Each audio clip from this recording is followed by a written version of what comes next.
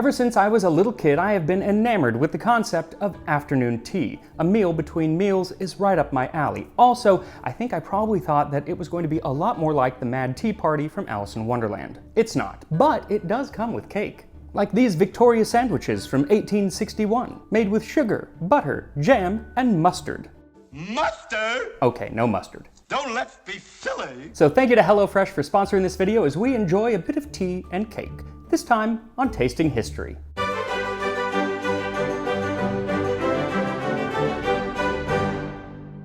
There are so many foods that can be present during a traditional afternoon tea. Crumpets, petit fours, cucumber sandwiches, and scones, though it seems that their association with afternoon tea didn't come along until relatively late, around the early 20th century. But the mother, or perhaps queen, of all tea-time treats has to be the Victoria sandwich.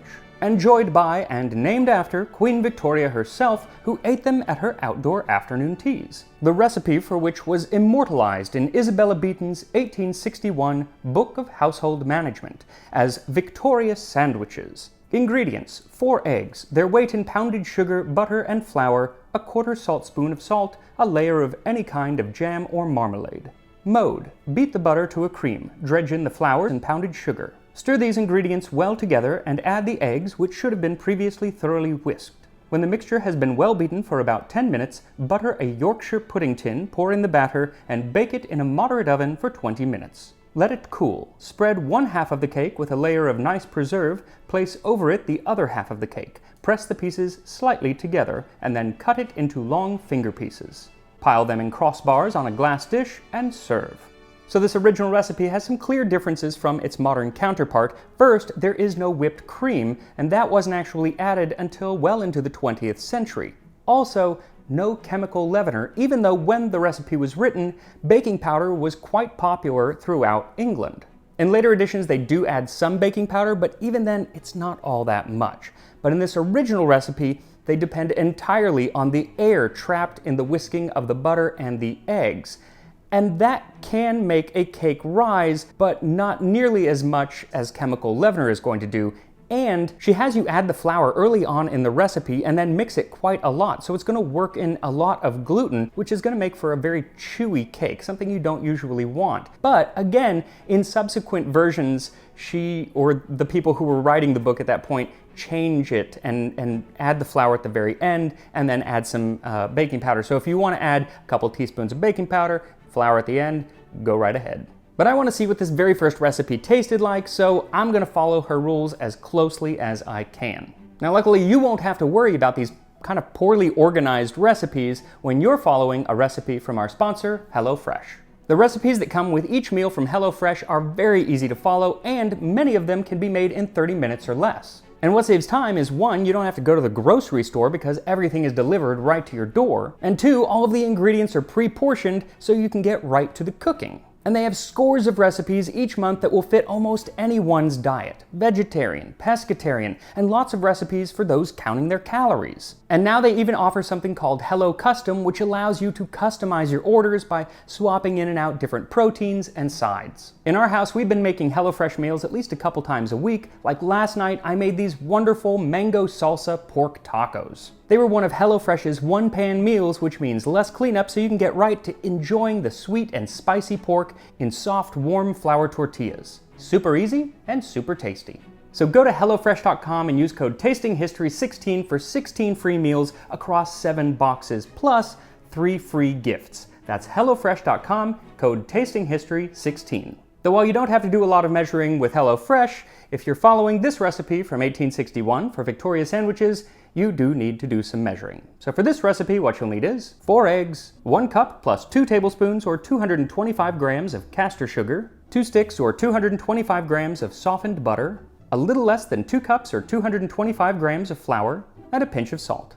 Also, it's important that all of those ingredients are room temperature or else you're going to have trouble getting them to combine. You'll also need some jam, and you can buy jam. She actually says buying jam is less work and you should just do that, but she also has recipes for jam, so if you want to make your own strawberry jam, then what you'll need is 1 pound or 450 grams fresh hulled strawberries, 1.5 cups or 300 grams of jam sugar, So jam sugar has some pectin added in, and that's what she uses for her jam, and you can make jam without it, but it's going to be a lot looser. Delicious, but looser, and it's not going to be great for making this. You want a nice, firm jam.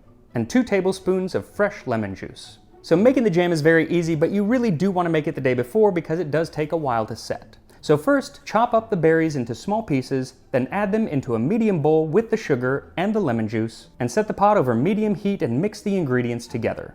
Continue to stir until the sugar is fully melted, then raise the heat a little bit and bring it to a boil, mashing the berries as they soften. Let it continue to simmer for another 10 to 15 minutes, or until the jam reaches 220 degrees Fahrenheit or 105 Celsius. And make sure the entire time that you're stirring the jam every minute or so just to make sure nothing is scorching. As soon as it hits 220 degrees, remove it from the heat and continue to stir for just a minute. Then pour it into a jar, or as we'll be using pretty much the whole thing to make the cake, you can just put it into a bowl. Then let it cool completely, preferably overnight in the fridge, and the next day you can start working on your cake. So first beat the butter until it's nice and fluffy, then add the sugar and cream them together. Then whisk the salt into the flour, and if you're adding baking powder, add it here as well. Then stir the flour into the butter until somewhat incorporated. In a separate bowl, whisk the eggs until they're nice and frothy, then mix them with the butter and flour mixture. And you need to make sure it's completely mixed, and in subsequent recipes, she says to add a little bit of milk until you have a nice pourable batter. Then pour the batter into a buttered or parchment-lined rectangular tin. And it's a little confusing here because she says to put it into a Yorkshire pudding tin, which if you look that up today, looks like this. But in the 1800s, and sometimes still today, Yorkshire puddings were made in large rectangular tins. Then smooth the top of the cake and set it in the oven on the middle rack at 350 degrees or 175 Celsius for 15 to 20 minutes, or until a toothpick inserted comes out clean. Then take it out of the oven, let it cool in the pan for about 10 minutes, and then remove it and let it cool completely. Now, as this cake is traditionally enjoyed with a cup of tea, I wanted to do something on the history of tea. But it is a huge, vast history, and it can actually be quite dark and political at times, so I think it's going to need to be a whole series of videos in the future. And since our cake, I think without the baking powder, might be a little dense today, I figured I would keep the history on the lighter side. Now, nobody knows exactly when tea got to England. It was probably in the 1650s. But it was in 1662 that it gained some notoriety as a large chest of dried tea leaves was part of Catherine of Braganza's dowry. She was the daughter of King John IV of Portugal and married Charles II, restored King of England and lover of little dogs named after him. As a favorite drink of the new queen, it very quickly became the official drink at court and was enjoyed by the super wealthy because it was really expensive. Coming all the way from China, tea not only cost a great deal of money, but it came with stories of elaborate tea ceremonies in China and Japan. And the Europeans longed to experience just a little bit of that ceremony, though the Europeans very quickly made it their own when they started adding milk to it, partly to cool it down according to early writings, and it was also done for its health benefits, as one medical declaration from the 1660s claimed, "Tea, being prepared and drank with milk and water, strengtheneth the inward parts, and prevents consumption, and powerfully assuages the pains of the bowels, or griping of the guts, or looseness." A time before Pepto-Bismol. The problem was, very few people could still enjoy it because it was still very expensive. And not long after, in the early 18th century, it was gaining the reputation as being a drink for ladies. Not because it was particularly feminine, but because the more popular at that time coffee was, at least publicly, a man's drink, as London's coffee houses didn't admit women patrons. But in 1717, one of the proprietors of those coffee houses, Thomas Twining, expanded to include tea along with the coffee. He'd been selling the beverage since 1706, but in this shop, the Golden Lion, it catered to both men and women. Great ladies flocked to Twining's house in Devereux Court in order to sip the enlivening beverage in small cups, for which they paid their shillings. Throughout the 18th century, the price of tea dropped dramatically so everyone could enjoy it, and it really did become a meal all of its own. And a meal of tea and meat dishes, known then as high tea, or sometimes the more on-the-nose meat tea, became very popular with the middle and lower classes, though the meal actually replaced the evening meal instead of just adding a fourth meal to the day. Also, to clear up some confusion, at least here in the US, many times when we say high tea, we mean something very fancy because I guess the word high is in it, and it seems like high and almighty or whatever. But actually, high tea was the more common tea, and it was called high tea partly because it was eaten at a high table, a dinner table, rather than low tea or afternoon tea, which was eaten at a low table or like a coffee table today. But these different combinations of tea and food being served together were not necessarily a daily occurrence for most people, and it wasn't until the 1840s that afternoon tea became an established custom. And credit for this change is often given to Anna Russell, the 7th Duchess of Bedford. At that time, the daily agenda for your average unbelievably wealthy person in England was a large breakfast, and then a smaller, less formal lunch, and then dinner at 8 p.m. with nothing to nosh on in between those two meals. I'm a snacker, so I couldn't do it, and it seems that the Duchess couldn't either. For between 4 and 5 o'clock, she would complain of a sinking feeling and indulge in a pot of tea and some bread or cakes, the recognized establishment of the daily afternoon tea. Now later, the practice of afternoon tea would become an established custom for many, many people, but in those early days, it seemed that afternoon tea had to be taken rather covertly.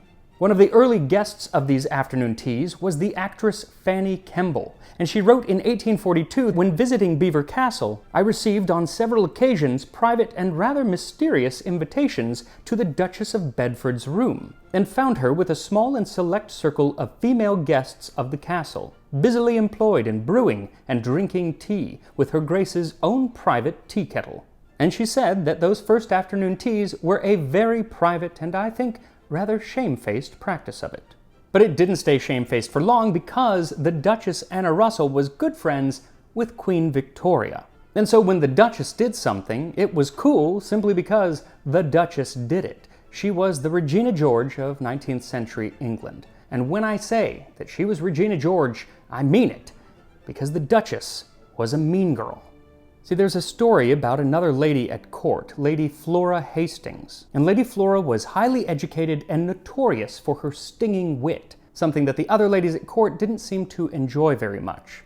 Well, in 1839, she caused a little bit of a scandal when she rode in a carriage unaccompanied from Scotland to London with Sir John Conroy. Tongues began to wag. And just a few months later, Flora went to go see the Queen's own physician with a complaint of nausea and swelling in her lower abdomen. And without doing a full examination, he did declare that she was pregnant, even though she wasn't married. Of course, she denied it, but it was too late. The rumor mill was in full swing, headed by Baroness Louise Lezen and the Duchess Anna Russell. The rumor eventually reached Queen Victoria, who, by all accounts in those early days of her reign, was kind of a mean girl herself, and she treated Lady Flora very poorly and very publicly. It was actually something that later on in life, Queen Victoria would say that she greatly regretted. So to defend her honor, Lady Flora was forced to publish a letter in the Examiner newspaper. But her belly continued to grow, and her reputation was beyond repair at that point. And a few months later, she died, and they did an autopsy only to find the cause to be a large tumor on her liver. Well, now, the Queen obviously did have some remorse later on, but as far as I could find, there was no remorse on the side of either Baroness Lezen or Duchess Russell. Mean girls, like I said.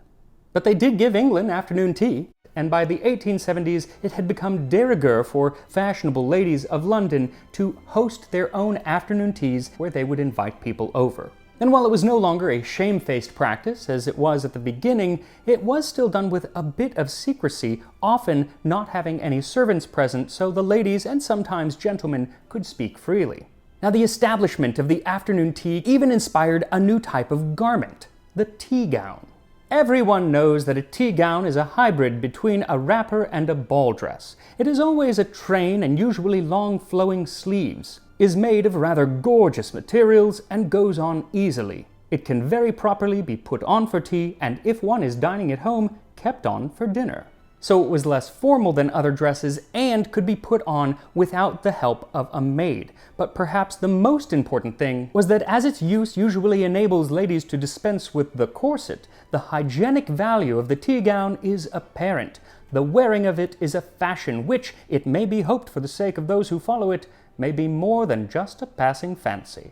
And it was more than just a passing fancy, as tea gowns were worn from the 1870s all the way through the early 1930s. And during that period, afternoon tea evolved and became very popular with men and women alike. In fact, one of the most eloquent praises of afternoon tea comes from just such a gentleman, the author George Gissing. Nowhere is the English prodigy of domesticity more notably evidenced than in the festival of afternoon tea. One of the shining moments of my days is that when, having returned a little weary from an outdoor walk, I exchange boots for slippers, out-of-doors coat for easy, familiar, shabby jacket, and in my deep, soft-elbowed chair await the tea tray. Alas, I have no tea tray, nor a servant to bring it to me, nor a tea gown to wear for the occasion, so I'm going to have to be a little more casual in my enjoying tea and cake. But first, I have to actually finish the cake. So once it is completely cooled, slice the cake into little finger sandwiches. Now she says to cut the cake in half and then put on the jam and then cut it into fingers, and I'll tell you right now, it makes a bit of a mess, so it's just better to do it this way. Slice each of the fingers in half, then spread the cooled jam on one half and place the other half on top. And she doesn't mention it here, but in later editions she does sprinkle on a bit of powdered sugar. And here we are, Victoria sandwiches. So with the cake, you're probably going to want a cup of tea. Now, Earl Grey is my usual go-to, and Darjeeling was the favorite of that mean girl Duchess. But today, I'm going to try a tea that was actually sent to me by Matt Bage, who was the person who designed the opening intro for Tasting History. Matt and his sister Kendra run Cosplay Cafe, and they sent me 3 blends, which you can actually get online. Fire, grass, and water type. And since I always choose Squirtle, I'm going to try the water type. The herbs and flowers in the tea actually color the drink, so it's a lot of fun to drink. A perfect accompaniment to the sandwiches. Let's give it a go.